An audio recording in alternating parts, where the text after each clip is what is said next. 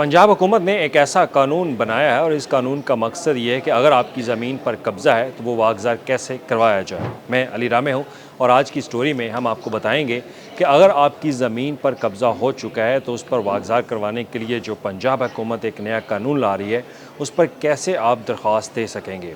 तो इस कानून के मकसद और नफाज के हवाले से आज तमाम तफसीलात इस वीडियो में होंगी। तो सबसे पहले बात कर लेते हैं कि ये कानून है क्या। बुनियादी तौर पर ये कानून महकमा कानून की तरफ से एक तजवीज़ किया गया है और इसके इब्तदाई जो खदोखाल हैं वो पंजाब हुकूमत के सामने रखेंगे। और कल आपने वज़ीर आला पंजाब को भी सुना होगा कि वज़ीर आला पंजाब ने बाकायदा ऐलान किया कि वो एक ऐसा कानून लेकर आ रही हैं जो कि कब्ज़ा माफिया के ख़िलाफ़ होगा। अब इस कानून को तैयार कर लिया गया है, इसका जो ड्राफ्ट तैयार किया गया वो ड्राफ्ट हमारे पास इस वक्त मौजूद है। तो उस ड्राफ्ट में क्या लिखा है, आप कैसे ज़मीन वागज़ार करवा सकेंगे, कहाँ आपने दरख्वास्त देनी है और जो कमेटियाँ बनाई जा रही हैं वो किस तरह इस पर अमल दरामद करवाएंगी। तो सबसे पहले बात कर लेते हैं कि इसका कानून का मकसद क्या है। इस कानून का मकसद जो है वो ज़मीन के असल और कानूनी मालकान को कब्ज़ा माफिया से तहफ़्फ़ुज़ देना, और उसके बाद है कि ये शिकायत और इब्तदाई कार्रवाई आप कैसे हो सकेगी और कैसे आप शिकायत जो है वो दर्ज करवा सकेंगे। तो उस पर बात कर लेते हैं कि अगर किसी की ज़मीन पर कब्ज़ा होगा तो वो सबसे पहले एप्लीकेशन जो है वो अपने मुतल्लिका ज़िले के डिप्टी कमिश्नर को ये दरख्वास्त देगा। अब उसमें जो DRC एक कमेटी है वो भी बनाई जा रही है कि हर ज़िला के अंदर एक DRC कमेटी होगी जिसको डिस्प्यूट रेजोल्यूशन कमेटी का नाम दिया गया है। ये तनाज़ा हल करने की कमेटी होगी और ये कमेटी ही असल में फ़ैसला करेगी।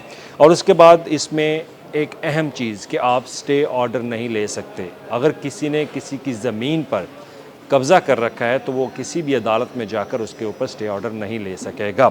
और उसके बाद इस कमेटी को 90 दिन के अंदर जो है वो फ़ैसला करना होगा कि ज़मीन जो है वो कब्ज़ा माफिया से वागज़ार करवा कर जो असल मालिक है, जिसके पास हकूक़ हैं, उसको वापस दी जाए। अब इसके बाद DRC जो तनाज़ा कमेटी हल है वो कैसे काम करेगी। अब इसके दो नुमाइंदे जो हैं वो इसमें पुलिस के होंगे और इसमें डिप्टी कमिश्नर जो है वो इस कमेटी की सरबराही करेंगे और दीगर महकमों के भी आला हुकाम जो हैं वो इस कमेटी का हिस्सा होंगे।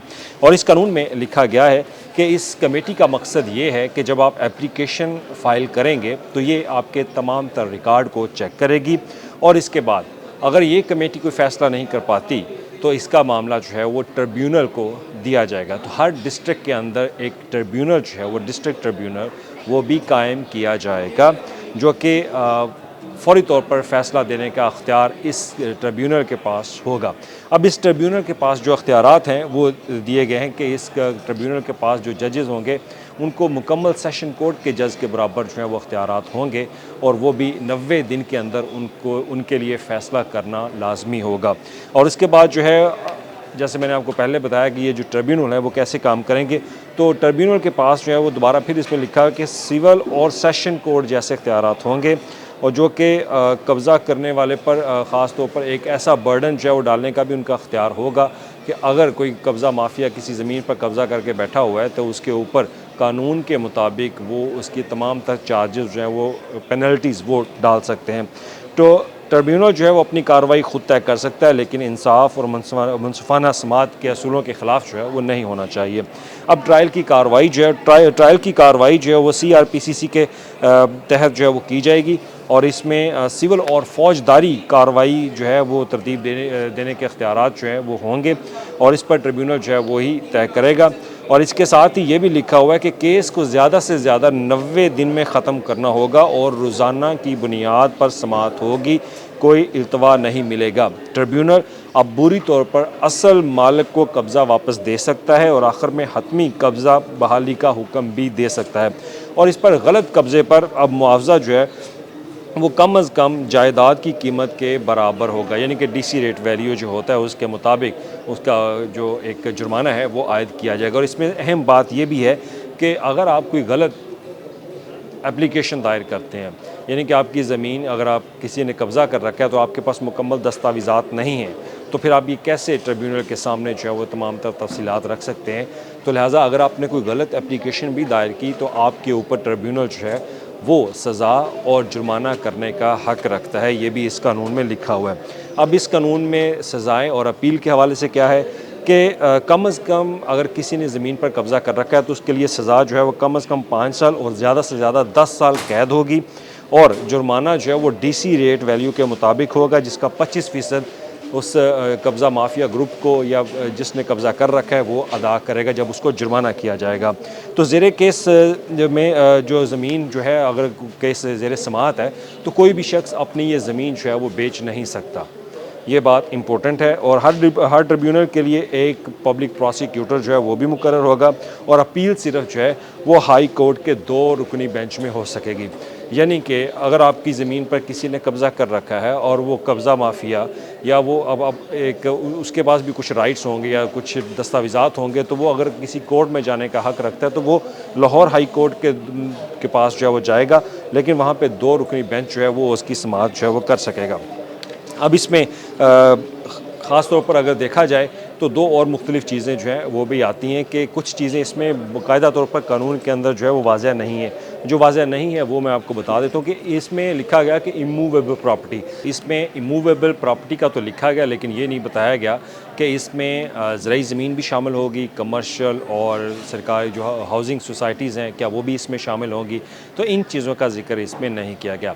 हमारे यहाँ पंजाब में सबसे जो ज़्यादा मसला होता है कब्ज़ा माफिया के हवाले से या ज़मीनों पर कब्ज़े के हवाले से, तो हमारे फैमिली डिस्प्यूट होते हैं। उसके बारे में इस कानून के अंदर कोई चीज़ वाज़ह नहीं की गई कि आया इस कानून के तहत अगर ख़ानदानी जो प्रॉपर्टी का मसाइल चल रहे होते हैं क्या उस पर भी इस पर कानून जो है वो ये बात करेगा या कानून सज़ा देगा या ज़मीन वागज़ा करवा के देगा। तो ये ख़ास तौर पर ये 2 चीज़ें हैं, इस पर इस कानून के अंदर जो है वो वाज़ह नहीं किया गया।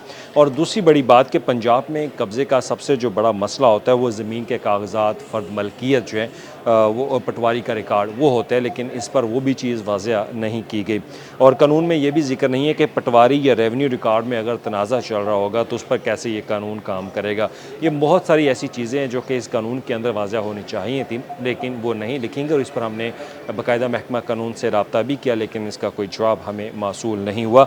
और इसके बाद भी अगर कागज़ों के अंदर रद्द-बदल जो है वो किया जाता है तो उस पर क्या सज़ा होगी, क्या डीसी ऑफिस इस पर कोई कार्रवाई करेगा, तो इस पर भी बात जो है वो नहीं की गई। तो इसमें ये चीज़ें जो है वो वाज़ह होना ज़रूरी थी। और इसमें जो डीसी रेट है, वैल्यू है, वो भी उस पर बात को ख़ास तौर पर नहीं की गई, क्योंकि हर ज़िला के अंदर डीसी वैल्यू जो है वो बहुत कम है। मार्केट में आपके प्लॉट की कीमत जो है वो ज़्यादा हो सकती है, लेकिन डीसी वैल्यू कम है तो जुर्माना कम दिखाई दे रहा है। और इसके साथ ही इसमें निगरानी जो है वो इसकी कौन करेगा। अब वज़ीर आला पंजाब ने अनाउंस किया कि ये कानून जो है वो कब्ज़ा माफिया के ख़िलाफ़ है, लेकिन इस पर निगरानी कौन करेगा ये चीज़ जो है वो वाज़ह नहीं की गई। लेकिन हर ज़िले के अंदर एक डीसी है जो इसकी सरबराही करेगा।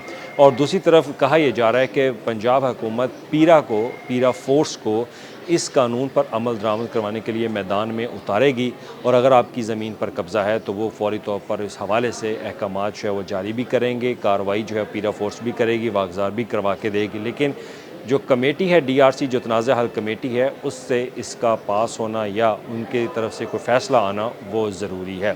लेकिन अब देखना ये कि पंजाब हुकूमत इस कानून पर कितना अमल दरामद करवाती है ये तो वक्त ही बताएगा।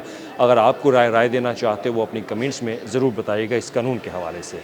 शुक्रिया।